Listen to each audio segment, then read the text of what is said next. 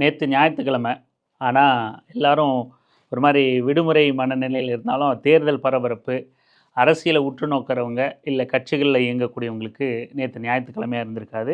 இயல்பாக தேர்தல் தேதி அறிவித்ததுனாலேயே அப்படியான ஒரு மனநிலை இருக்கும். ஆனால் நேற்று அதை விட கூடுதலாக எல்லா தரப்புலையும் பல பரபரப்பான சம்பவங்கள், எதிர்பாராததை எதிர்பாருங்கள் அப்படிங்கிற மாதிரி எதிர்பாராத யாருமே கணிக்க முடியாத சம்பவங்கள்லாம் நேற்று நடந்துச்சு.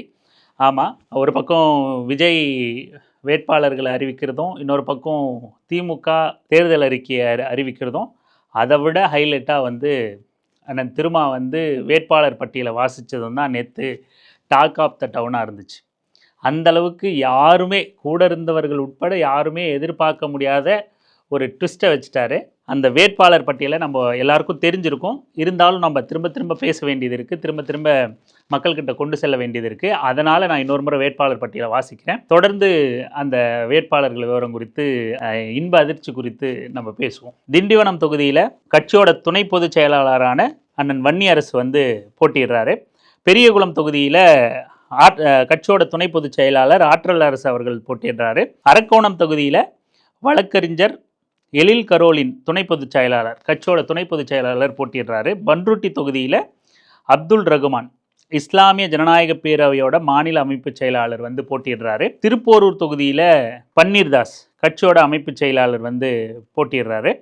கள்ளக்குறிச்சி தொகுதியில் முனைவர் வழக்கறிஞர் கு மாலதி அவர்கள் போட்டிடுறாரு. செய்யூர் தொகுதியில் கட்சியோட பொதுச் செயலாளர் சிந்தனை செல்வன் அவர்கள் போட்டிடுறாரு. இறுதியாக காட்டுமன்னார் கோயில் அப்படின்னு சொல்லிட்டு நாம் எப்படி இப்போ இறுதியாக சொல்கிறோமோ அதுதான் அங்கே ஹைலைட்டாக இருந்துச்சு. காட்டுமன்னார் கோவில் தொகுதியில் கட்சியோட தலைவர் அண்ணன் தொல் திருமாவளவன் அவர்கள் போட்டிடுறாரு. எம்பியாக இருக்காரு. யாருமே எதிர்பார்த்திராத ஒரு அறிவிப்பு.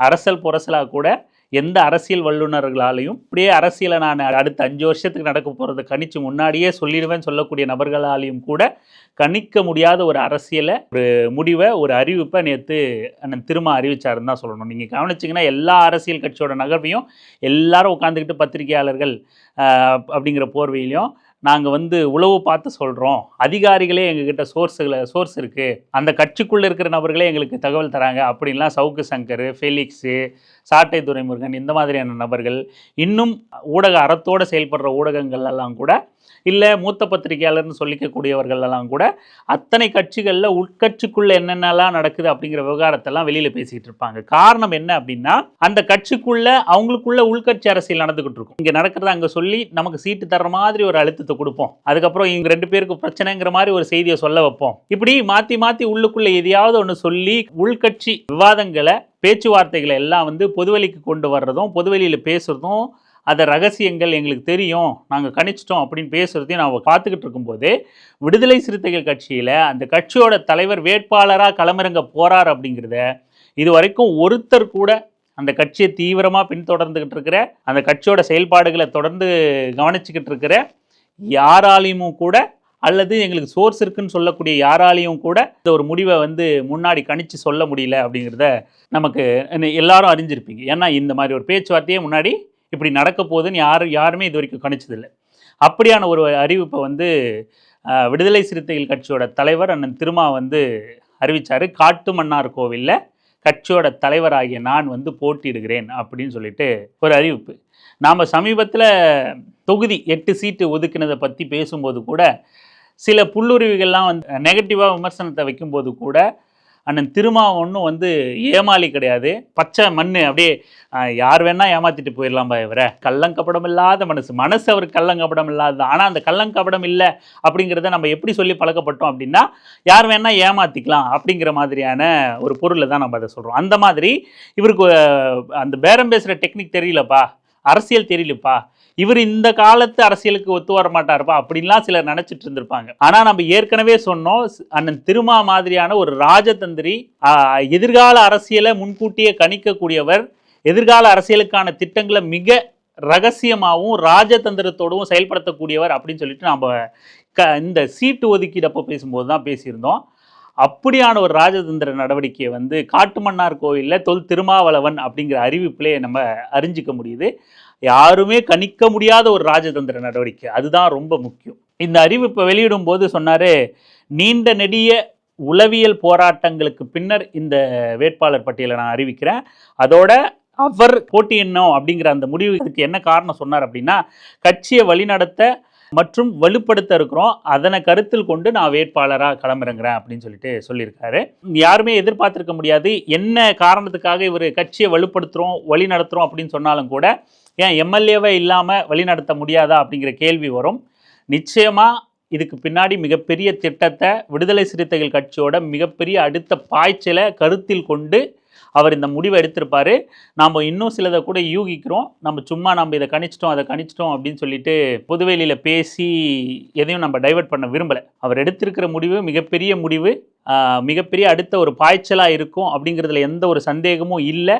அப்படியான ஒரு முடிவாக இருக்குது. நிச்சயமாக விடுதலை சிறுத்தைகள் கட்சி அடுத்த 5 ஆண்டுகளில் மிகப்பெரிய பாய்ச்சலை தொடப்போகுது, மிகப்பெரிய வளர்ச்சியை தொடப்போகுது. அது இன்னும் அடுத்தடுத்த 5 வருடங்களில் கட்சியை அடுத்த நிலைக்கு கொண்டு போக போகுது அப்படிங்கிறதுல எந்த சந்தேகமும் இல்லை. இந்த 8 வேட்பாளர்களையும் அண்ணன் திருமா சொன்ன மாதிரி 100க்கு 100% 8 பேரையும் வெற்றி பெற வைக்கணும்.